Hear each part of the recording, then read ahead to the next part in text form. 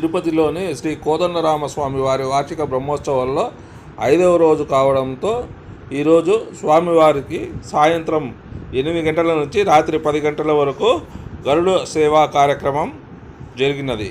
ఆ సేవా కార్యక్రమం ఒకసారి వీక్షిద్దాం.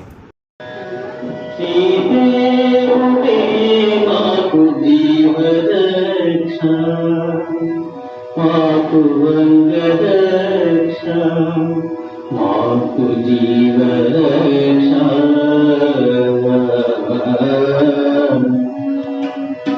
ఆది మూలమే మాకు రక్ష ఆది మూలమే మాకు రక్ష శ్రీదేవుడే మాకు జీవరక్ష మాకు రంగరక్ష మాకు జీవరక్ష మాకు రంగరక్ష మాకు జీవరక్ష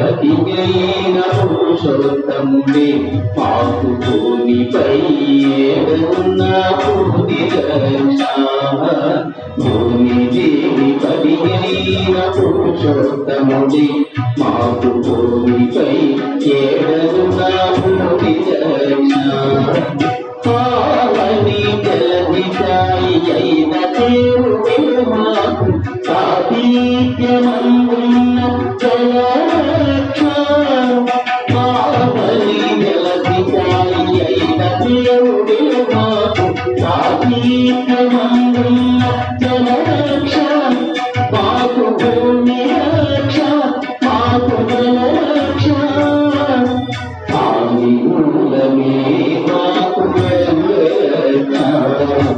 శ్రీదేవుడే మాకు జీవరక్ష మాకు రంగరక్ష మాకు జీవరక్ష మాకు రంగరక్ష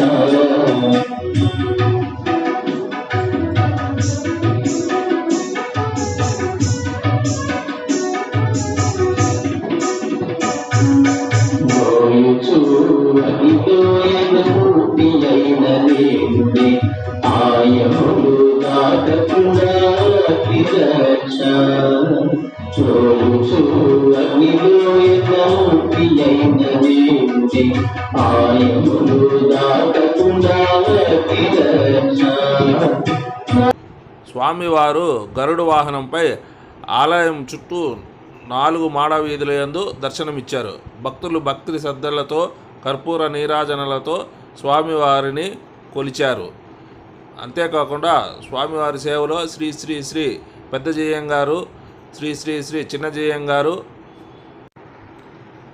ఆలయ ప్రత్యేక శ్రేణి deputy EO Shrimati Parvati, AEO Shri Durgaraju, కంకణ భట్టార్ Shri Anand Kumar Dikshitulu, superintendent Shri Ramesh, temple inspector Shri Muniratnam, Shri Jayakumar, ఆలయ అర్చకులు విశేష సంఖ్యలో భక్తులు పాల్గొన్నారు.